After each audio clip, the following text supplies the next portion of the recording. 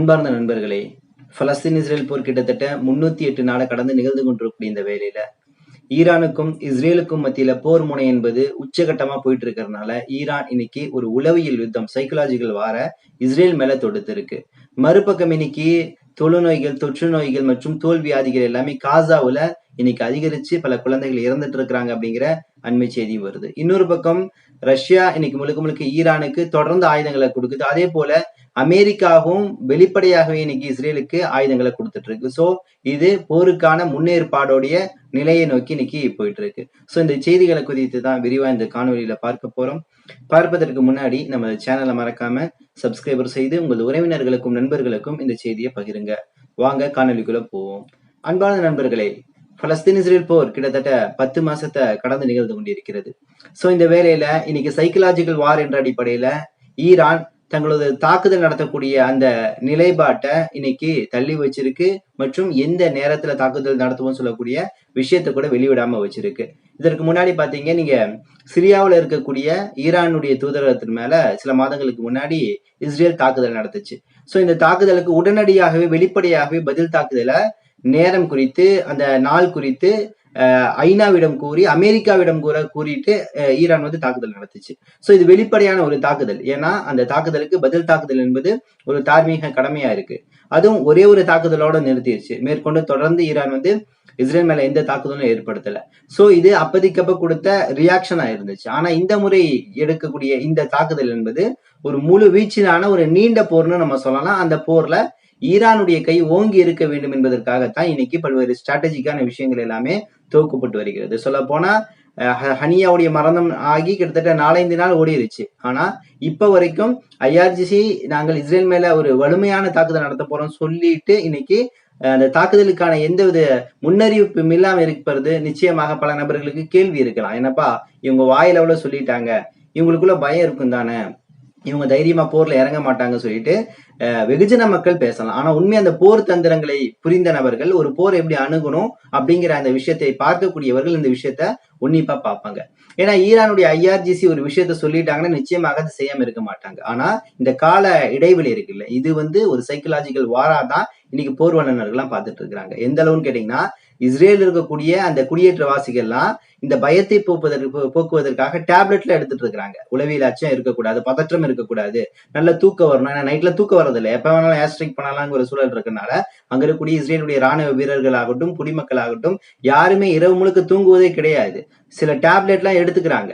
சில மால்ல எல்லாம் போய் ஏதாவது சம்பவம் நடந்துருச்சுன்னா உணவுக்கு என்ன பண்றதுன்னு சொல்லிட்டு இந்த மால்ல இருக்கக்கூடிய உணவுப் பொருட்கள், அத்தியாவசிய தேவைகள் எல்லாம் உடனடியா எடுத்து வீட்டுக்கு கொண்டு வந்துருக்காங்க. அதுல கூட எப்படி பதற்றம்னா, எடுக்கக்கூடிய சமயத்துல பின்னாடி ஒரு நபர் போய் தொட்டா போதும், விருக்குன்னு பயந்துட்டு திரும்பிடே யாரா நீ அப்படிங்கிற அந்த உளவியல் அச்சத்தை இன்னைக்கு வந்து ஈரான் ஏற்படுத்தியிருக்கு. இதைதான் ஹிஸ்புல்லாவுடைய தலைவர் ஹசன் நசுருல்லா சொல்றாரு. நிச்சயமாக இது வந்து ஒரு பெரிய உளவியல் யுத்தம் தான். சொல்ல போனா இந்த 3 நாட்கள் 4 நாட்கள் நாங்க இடைவெளி விட்டுருக்கோம் பாத்தீங்களா, இந்த நாட்கள் எல்லாமே அவங்களுக்கு நரகமாட்டம் இருக்க போது, அவங்க மனநிலை எல்லாமே மிகப்பெரிய பாதிக்கப்பட்டு ஒரு பின்னடைவை சந்திப்பாங்க. இதுவும் எங்களுக்கு கிடைத்த ஒரு வெற்றியா தான் காணப்படுதுன்னு சொல்லிட்டு இன்னைக்கு ஹிஸ்புல்லாவுடைய தலைவர் ஹசன் நசுருல்லா சொல்றாரு. உண்மையும் கூட. இன்னைக்கு ஈரானுக்கும் ஹிஸ்புல்லாவுக்கும் அவ்வளவு சந்தோஷம். ஏன்னா எப்ப தாக்குதல் நடத்துவோம் சொல்லக்கூடிய அந்த தேதி தெரியாம மண்டையை பிச்சுக்கிட்டு சின்பட்டு மொசாதெல்லாம் அப்படியே மூக்க தொங்க போட்டுட்டு நாக்க தொங்க போட்டுட்டு அலைஞ்சிட்டு இருக்குது, எப்படா என்ன செய்தி கிடைக்கும்னு சொல்லிட்டு. அப்படித்தான் 2 தினங்களுக்கு முன்னாடி எகிப்து ஒரு ரூமரை கிளப்பி விட்டுச்சு. அது ரூமர் இல்ல, எகிப்துக்கு கிடைத்த தகவல். ஏன்னா நைட்டு 1 to 4 வரைக்கும் ஏதோ பெரிய சம்பவம் நடக்க போகுதுன்னு எகிப்து ஒரு செய்தியை சொல்லிருச்சு. இந்த செய்தி ஆக்சுவலா ஈரான் சொன்ன செய்தி தான். சோ அந்த செய்தி அப்படியே இஸ்ரேலுக்கு போகுது. இஸ்ரேல் வந்து 1 to 4 எல்லாமே அப்படியே கண்ணை மூடாம முழிச்சிருந்து அப்படியே விடிய விடிய பார்த்துருக்கிறாங்க, ஒண்ணுமே நடக்கல. அப்ப அந்த 1 to 4 என்ன நடந்துச்சுன்னா, நான் முன்பு காணொலியிலேயே சொன்னேன், அந்த இடத்துல வந்து ராணுவ பயிற்சி நடந்திருக்குது. எப்படி வந்து நம்ம ஒரு பாம்பை வந்து எக்ஸிக்யூட் பண்றது, எப்படி வந்து அயன்டோமை வந்து கிராஸ் பண்றது அப்படின்னு சொல்லக்கூடிய அந்த ஏர் டிஃபென்ஸ் சிஸ்டத்தை எல்லாம் கண்ட்ரோல் பண்ணணும்னு சொல்லிட்டு பல பயிற்சிகள் எல்லாமே வடக்கு ஈரான் பகுதியில நடந்துட்டு இருந்துச்சு. ஏன்னா இன்னைக்கு போர் ஒத்திகை என்பது ரொம்ப முக்கியம். உங்க கையில இருக்கக்கூடிய ஆயுதம் எவ்வளவு பெரிய ஆயுதங்களா இருக்கட்டும், நீங்க அந்த குறிப்பிட்ட போர் சமயத்துல ஏவக்கூடிய சமயத்துல அது செயல் இழந்துருச்சு அல்ல வேலை செய்யலைன்னா அது மிகப்பெரிய ஃபெயிலியர் ஆயிரும்ல. நம்ம 23 புலிகேசியாடு தான், எங்க கத்தியை கொண்டு வந்து இப்படி கத்தி எழுப்பான் பார்த்தா அது பிஞ்சிட்டு வரும். ஏன்னா நேரம் கூடி வரலன்னுவான் அந்த ஆசாரி. ஏன்னா நீ நேரம் கூடி வரலங்கிற அவர்கள் கூடி வந்து விட்டார்களே அப்படிங்கிற கதையாகி போயிடும். ஸோ அதனால்தான் ஈரான் தொடர்ந்து இன்னைக்கு வந்து ஒரு போர் ஒத்திகை பயிற்சி ஈடுபட்டு இருக்கு. ஏன்னா அந்த அட்டாக் டைம்ல எந்தவித மிசைலும் தப்பாயிடக்கூடாதுங்கிற அடிப்படையில இவ்வளவு துரிதமான ஏற்பாடை வந்து இன்னைக்கு தெளிவா செஞ்சுட்டு இருக்குது. சோ அந்த அடிப்படையில இன்னைக்கு பல்வேறு ராணுவ தளவாடங்கள் ரஷ்யா தொடர்ந்து கொடுத்துட்டு இருக்கு. நான் சொன்னேன் உங்கள்கிட்ட S-400 என்று சொல்லக்கூடிய ஏர் டிஃபென்ஸ் சிஸ்டம் ஈரான் முழுக்கவே நிறுத்தப்பட்டிருக்கு. இது வந்து ரஷ்யாவுடைய தயாரிப்பு. இன்னைக்கு கூடுதலாக தேவைப்படுதுன்னு சொல்லிட்டு ரஷ்யா கூடுதலாக இந்த ஏர் டிஃபென்ஸ் சிஸ்டத்தை கொடுத்திருக்கு. இடையில ரஷ்யாவுடைய தலைவராக இருக்கக்கூடிய செய்கோ வந்து இங்க பல விஷயங்களை பேசிட்டு போனாரு. அவர் பேசிட்டு போன பின்னாடி கூடுதலான ராணுவ தளவாடங்கள் விமானம் வழியாக அனுதினமும் ஈரானுக்கு வந்துட்டே இருக்குது.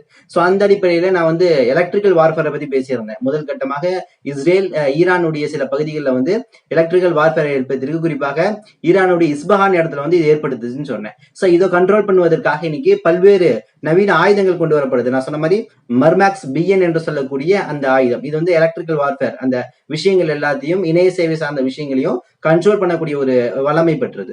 சோ இந்த ஆயுதங்கள் வந்து இன்னைக்கு அதிகமான முறையில ஈரானுடைய பல பகுதிகளில் வைக்கப்பட்டு கொண்டு வருகிறது அப்படிங்கிற விஷயம் நமக்கு பார்க்க முடியுது.